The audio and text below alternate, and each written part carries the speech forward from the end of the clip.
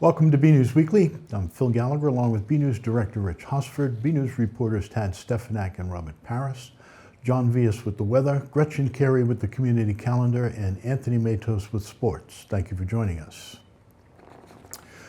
The Burlington Police Department is looking to get a new building to replace their current headquarters, much of which was built in the 1890s. Chief Thomas Brown took BNEWS Director Rich Hosford on a tour of the facility to point out the myriad of problems with it. Let's take a look. I'm here at the Burlington Police Department where I just got a tour from Chief Thomas Brown, who pointed out some of the issues that they are facing because of this building being over 120 years old. Let's take a look. The station was originally built in 1897 as a school, and the Burlington Police took it over in the early 90s. Due to its age, they have issues with water damage, misshapen windows, and safety concerns from the building's layout. I started by asking Chief Brown about the water damage visible throughout the building. So very, very limited areas in the station have no sign of water damage, and those are usually because we've replaced the ceiling tiles because we've had prior water damage. There isn't an area in this building that I can think of that hasn't at some point in time had a leak in the ceiling or had water come through the windows during an ice storm or snow buildup when it starts to melt, etc. It comes through the window sills, it comes through the windows themselves, and then we have a huge problem with the demand on the air conditioning system. Now, I'm not an HVAC contractor, I don't pretend to be. I just listen to the specialists when they come in here. They've told me that the pipes that plumb the HVAC system are too small, and there is a ton of directional changes up in the ceilings that are causing overflows. They're causing backups. The system backs up in that 1-inch pipe, it's got nowhere to go, and it breaks. And then when it does break, because of the amount of water that these handlers are handling, it comes down into the ceilings. We've had to get into the light balusters where we had to lose lights. The signs are readily there if you just look up when you walk into this building. Another issue that leads to some parts of the building being too hot in the summer and too cold in the winter is the windows, or more specifically, the window frames. So they've put in new windows, and it escapes me as far as how long ago it was. It's probably about 10 years ago at this point. And the windows themselves are a good product, but the problem is when you put a window into an area that's not square and there's no integrity in the framing, the windows aren't going to work the way you expect them to work. So many of our windows, if not most, they don't close all the way. They're not square in the openings, and what that does is it allows weather to come in. Anywhere in this building, at least the old portion of the building, which is what we're in right now, the old Union School, the wind coming off of the Common or coming up Center Street hits the side of the windows. The window banks are so large, and the wind forces its way right through there, and also it drives rain and snow right into it as well. We've actually had ice dams in many of the windows in this building. Chief Brown said many officers and other department employees have said they experience allergy-like symptoms while on the job. So we did have a mold study here. The last one was done in 2018. The mold study came back that there were no harmful toxins, but they did register some levels of mold. We have many personnel in here, and I do it every morning when I come in. Within 5 minutes of being in here, I'm sneezing or using a tissue, and it happens to many of our employees.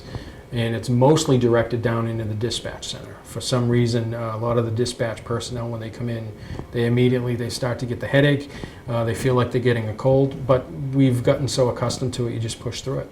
Finally, I asked Chief Brown what next steps he would like to see the town take. What I would like to see is the money get put forward to a feasibility study, because I think a lot of things have to happen. You have to find out where you're going to put the station. I know that most people and most of us would like it here in the center of town. It does make it easier for response times if you're in the center of town, and it contributes to that feel of Burlington. But you need to do a feasibility study, find out where we can put the station, and then do a needs assessment where everybody in the department fills out a needs assessment survey on what they're looking for, what they think needs to be changed, some things that are good that can remain, and then meld those with best practices. During the tour, Chief Brown showed me more issues the building presents, and we went into more depth about the issues described here. We will have a longer special featuring more information about the situation shortly, so stay tuned. From the Burlington Police Department, I'm BNEWS Director Rich Hosford. A request for a transfer of an all-alcohol liquor license that had been a point of debate between Simon Properties and the Burlington Board in the past once more was in focus during Monday night's meeting. The license in question is the one most recently used by Besitos in the Burlington Mall. Over the summer, there was an application to transfer the license to incoming Brazilian steakhouse Fogo de Chao, but members of the board argued that one of the mall's specific licenses granted to Simon Properties in 2018 should be used for the incoming restaurant.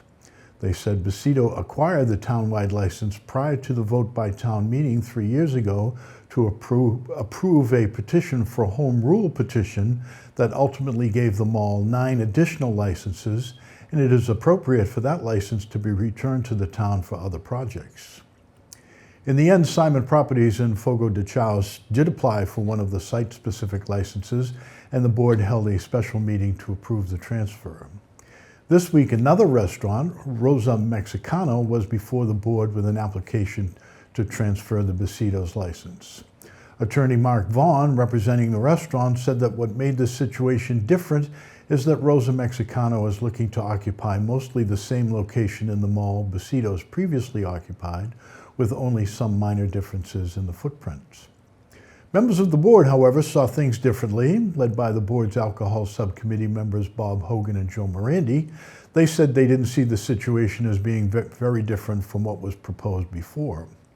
Vaughn argued that Simon Properties has plans for all of the licenses, not yet fulfilled, and pointed to the recent slew of restaurants that have either opened or are scheduled to open.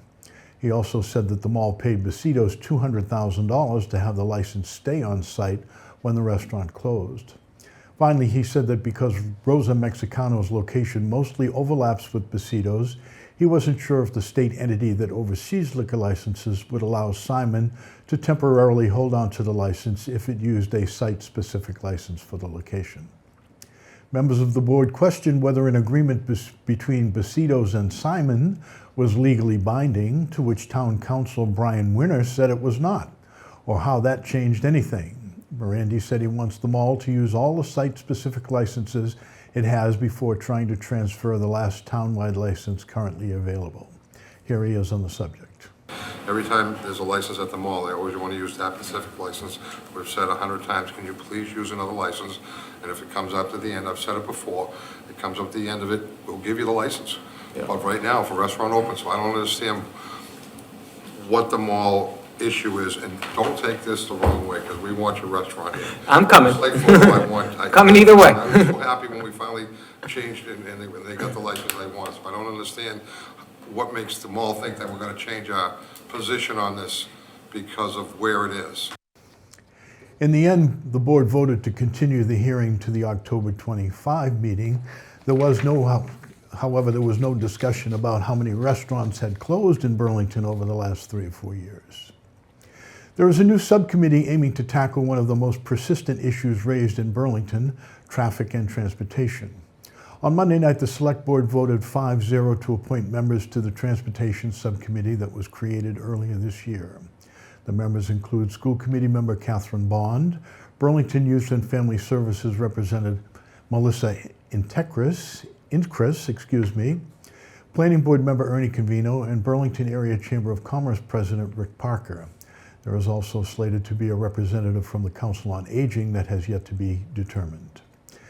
There were also 2 at-large members from the community. They were Product Market Strategy Manager for Athena Health, Melissa Massardo, and Senior Manager of Supply Chain Strategy for Staples, Jeremy Harrington. Select Board member Nick Priest, who first proposed this subcommittee, said he was grateful for everyone who agreed to participate. The mission of the Transportation Subcommittee is to lead the development of integrated, efficient transportation systems through the creation of sustainable policies and regulations that support the town of Burlington's strategic efforts as it relates to economic and social development. Some of Burlington's voting precincts are slightly different than they were last year, thanks to a vote by the board that adjusted them in alignment with the 2020 federal census. The new map was the work of Town Clerk Amy Warfield's office with a special committee and other department heads.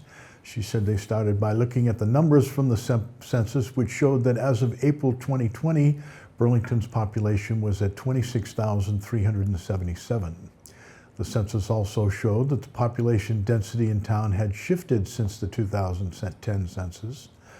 Warfield said the changes to the precinct lines are due to changes on population density. She said no precinct can have more than 4,000 residents, and all precincts must be within 5% of the average of all precincts. That means each must have at least 3,580 residents and at most 3,956. Warfield said most of the town's 7 precincts came out to have roughly 3,700 residents each. In total, Warfield said there were 5 areas where the precinct map had to change to fit the requirements. What this means is roughly 350 voters will have a new precinct. There are also 8 town meeting members who now find themselves living in a new precinct. Warfield said they will continue to represent their former constituents until the next town election in April 2022, when they will have to run for a new seat in their new precinct. Finally, though a number of residents will have a different precinct, the impact is less of an inconvenience in Burlington than it would be in many other cities and towns with multiple voting locations. The board voted unanimously to accept the new precinct map.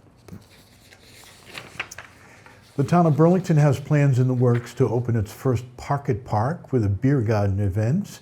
The project, a small park in the town center that will be located next to Sweet Ginger at the corner of Cambridge Street and Moran Ave, is meant to be a place where people can gather and has the goal of creating more interest in the businesses located in that part of town.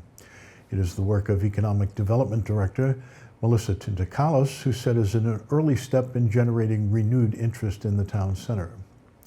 To kick things off, she said she wanted to have a one-day beer garden event to celebrate the opening of the park.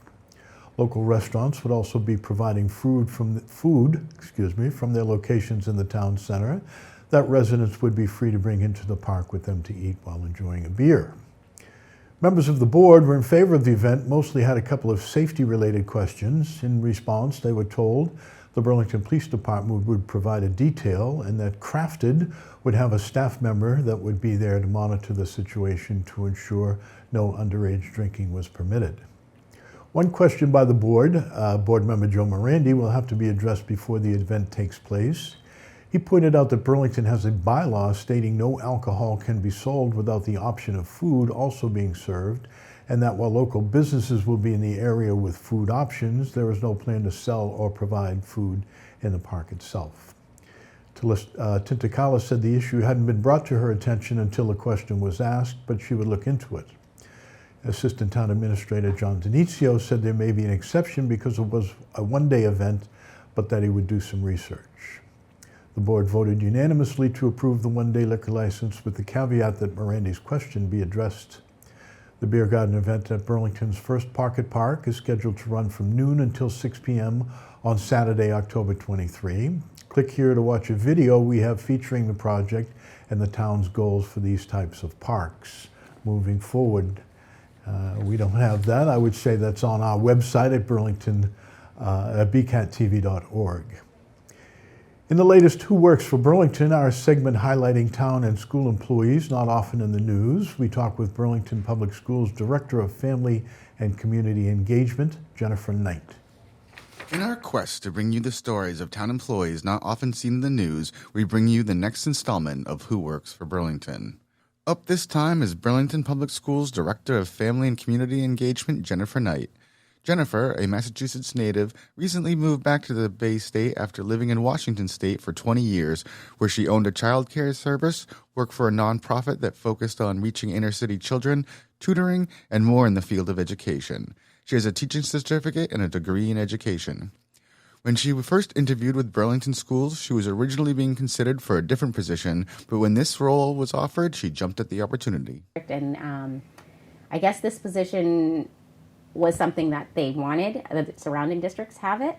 And they asked, would you be interested in doing something like that instead? And I was like, yes, this sounds like it uses all my skills and knowledge and just personality, the way I come to work every day to support families and students best. Jennifer said her work with students and families is wide-ranging and often changes depending on the age of the student. And I do family engagement. So what that means, my title or whatever, is family and community engagement. It has really been focused on family engagement in the elementary school level. So sometimes there's a family or a student who just needs some extra supports outside of school or in school. Sometimes it's helping them get after school care.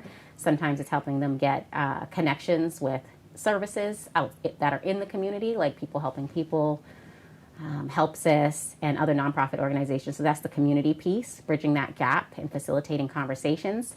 Sometimes we just have a family that just needs help communicating.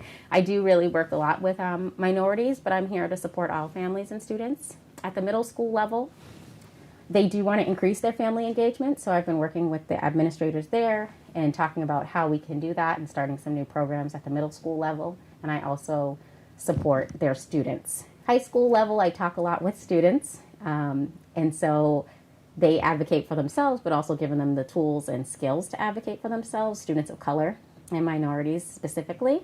I try to focus on, and also just looking at equitable practices in the district and working with stakeholders or leaders in the district to improve those things, to make sure that everybody has access to educational programs, to performing arts, extracurricular activities, to college transitional supports.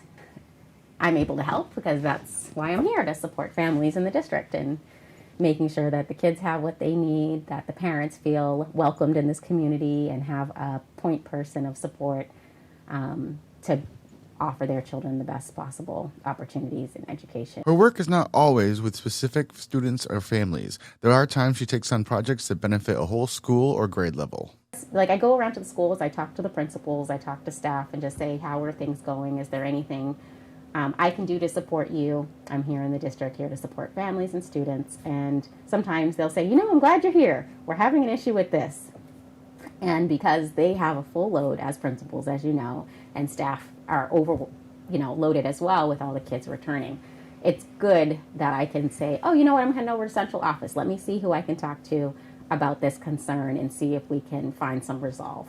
And so sometimes there's those situations that happen as well. And that's also just as equally a successful day, as opposed to just working with one student or one family. Sometimes it's all the elementary schools need this to happen.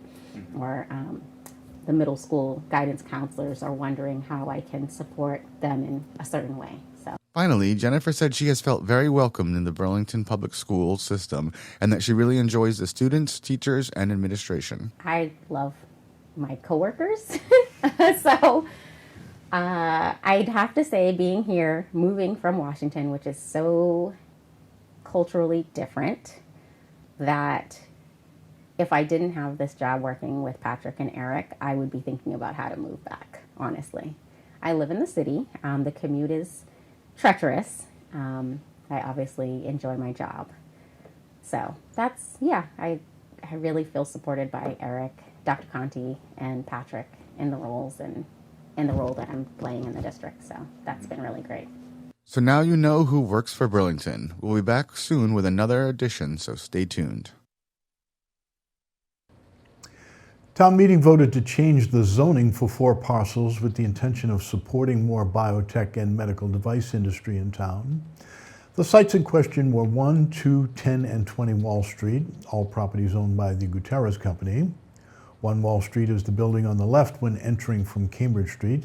2 Wall Street is the parcel where Jack's Coal Fire Pizza and Temescal are located.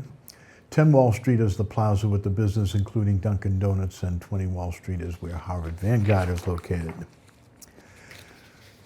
Gutierrez Vice President of Development, Scott Weiss, said the plan is to completely change the zoning at 1 and 20 and the parking lots of 2 and 10 from general business to industrial high-rise, while leaving the businesses and restaurants as general business.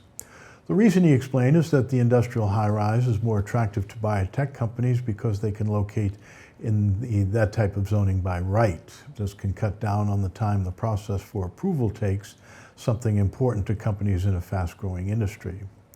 The reason for leaving the plaza and restaurant building the same is that those properties were rezoned to industrial high-rise. The business would technically be out of compliance.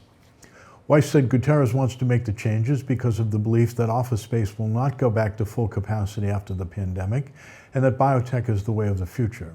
He pointed to other successful projects they have completed, such as Millipore Sigma in the industry, and they said they wanted to create a medical campus at their Wall Street property.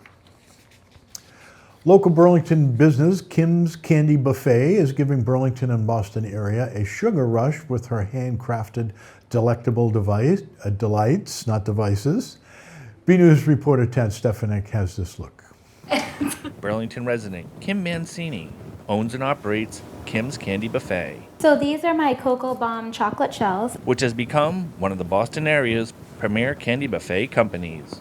Armed with a degree in hospitality from LaSalle University, Kim began filling Sweet Tooth in 2008 with a variety of handcrafted goodies, including her signature Cocoa Bombs. So when COVID started, I had a lot of events being canceled and I had a lot of candy. So I was like, what am I going to do with this candy? So I decided to make candy baskets, and they were a huge hit, especially for students that were graduating and couldn't attend graduation. And then in December of last year, a lot of my clients were asking me about chocolate covered treats and cocoa bombs, and I said, sure, I can make them. So I started doing that as well, and I got a residential kitchen license through the Board of Health, and I'm also fully insured. So it kind of took off from there, and now I'm busy every week.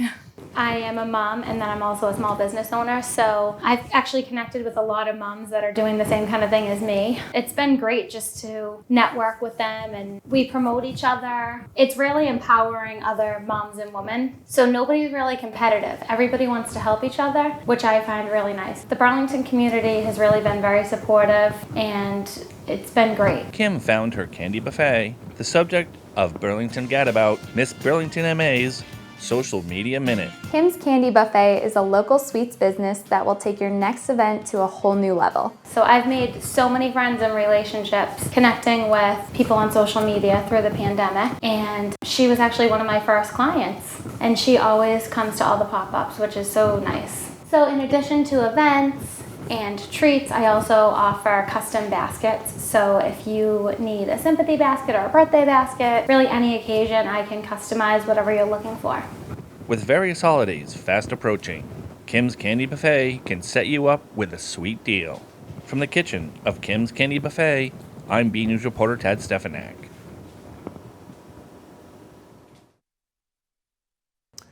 The Burlington Public Library has a collection of the very popular American Girl dolls that patrons can borrow. BNews reporter Robert Paris went to check them out and has this report. The Burlington Public Library is now offering a favorite item among children: the American Girl dolls. We actually have 19 dolls in all. I have 7 here to show everybody. Most of them are American Girl historical dolls, but we have a few modern ones, and we have a few that we actually made ourselves. The newest member to the collection is Caroline, one of the dolls who commemorates the War of 1812. I call her my Regency doll because she has that Regency style dress. And her I actually got at a shop in Milford, New Hampshire called Toys and Things, but some of our dolls we actually buy right through the American Girl doll website. Come on down and reserve your spot for one of the many in this collection of American Girl dolls. So it's a 1-week checkout. They are not renewable, but you can place them on hold. They're something a little different. They're not a book. They're not a movie. It's a toy to take out, and they are very expensive. It's a really great way for kids and parents to sort of try the doll, see if they like them. If there's one that's a particular favorite of your child, they can potentially buy it for themselves. From the Burlington Public Library, I'm Robert Paris. A Burlington-based domestic violence prevention and assistance organization is holding a number of community events this October in recognition of Domestic Violence Awareness Month and is inviting everyone to participate. The organization is Saheli, a nonprofit domestic violence prevention intervention organization located in Burlington that provides personalized, culturally sensitive, trauma-informed support to South Asian and Middle Eastern survivors of domestic violence and sexual assault. The first event was at the Public Library on October 7th and had the theme Purple Thursday. That was the color of the month. The next event at the library will be on October 14th. This event is being called Get to Know Your Neighbor. And on October 14th, they will have an online safety talk by the Burlington Police Department to help people learn about how to keep personal information safe online, identify theft, and more. The big event, the Saheli 5K Walk for Domestic Violence Awareness, will be on Saturday, October 23, starting with check-in beginning at 10 a.m. on the town common. Registration for the walk is $25, and all proceeds go to providing groceries, winter clothing, and transportation for survivors of domestic violence. Visit bcattv.org/bnews for the details of the different events. With the holiday celebrations around the corner, BNews Green Corner has some advice from the president of Mass Recycle, Gretchen Carey, on how you can enjoy more environmentally friendly parties with your friends and loved ones. Let's have a look.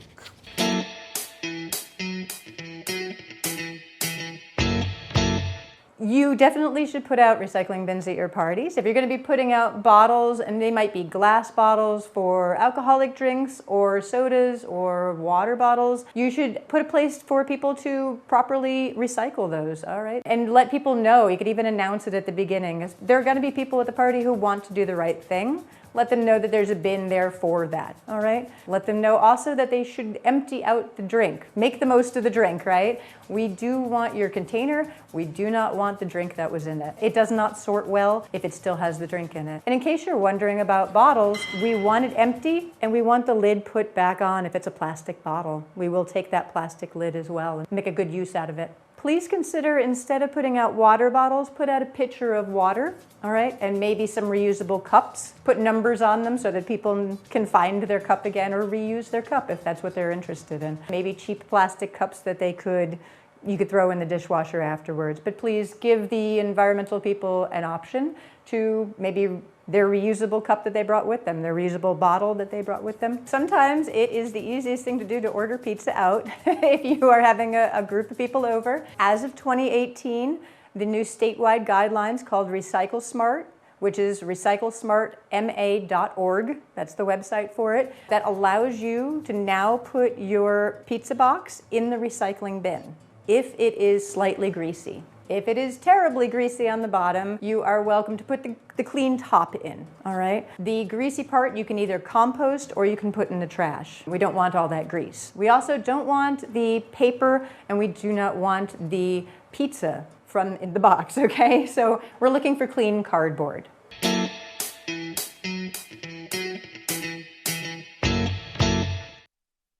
BNews weatherman Peter Brown is out this week, but John Vias is here with the latest forecast. We'll also check out the community calendar with Gretchen Carey to see what's happening in Burlington. Hello and welcome to your BNews Weather Report. John Vias here, filling in for Peter Brown, who's out this week.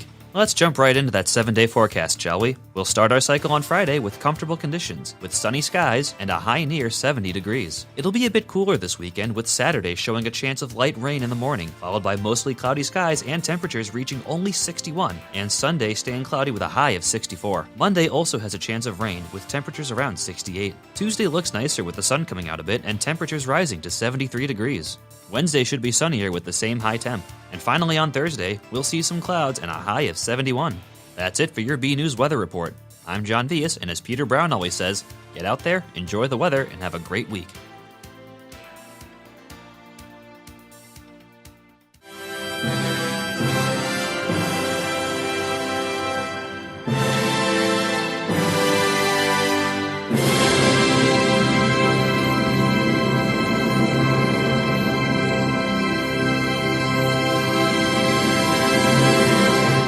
Hey everyone, I'm Gretchen Carey, and this is your community calendar. Put on your costume and say boo! On October 15th from 4:30 to 7:30 p.m., the Burlington Parks and Recreation Department is having their Halloween Spooktacular event at Simons Park. For more information, go to burlingtonrecreation.org. Grab your shot! The Burlington Board of Health is having the flu clinic at Memorial Elementary School on October 16th from 9:30 a.m. to 12:30 p.m. By appointment only. For more information, go to burlington.org/843/flu clinic. I want candy. On Sunday, October 17th, from 1 to 3 p.m., the Girl Scouts of Burlington are having a trunk or treat event at the faculty parking lot at Burlington High School. Rain date will be October 23rd. I'm Gretchen Carey, and that was your community calendar. We go now to BNews sports reporter Anthony Matos to get caught up with all the latest Red Devil action with this week's sports report. Hey everyone, I'm Anthony Matos, and this is your weekly sports report. Burlington High teams continue to show progress throughout their season. Let's see how everyone's doing. Burlington football headed to Watertown High School on October 1st. Let's roll the highlights. The first Middlesex Freedom Division game began for Burlington on Friday, October 1st, as they traveled to Victory Field to face the Watertown Red Raiders. Let's hit the turf. In the first and second quarters, Watertown and Burlington did not allow any points. However, Burlington got 2 interceptions by Red Raiders quarterback Johnny Kakase.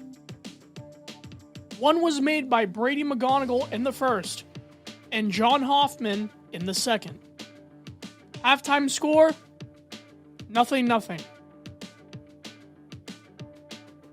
The third quarter was a brand new ball game for both sides. On Watertown's first possession of the drive, a big sack came from Anthony Elkins. The Red Raiders ended up punting later on during the drive. Red Devils quarterback Ronan Noak threw it down the field to his wide receiver Sammy Doherty, setting up Burlington near the end zone. A few plays later, on a 2nd and goal, Noak took it himself to give the Devils the lead, 7-0 after the extra point. On a 4th and 6 situation, the Devils were about to get the ball back, until a penalty was called on Burlington for running into the kicker, which resulted in a first down for Watertown.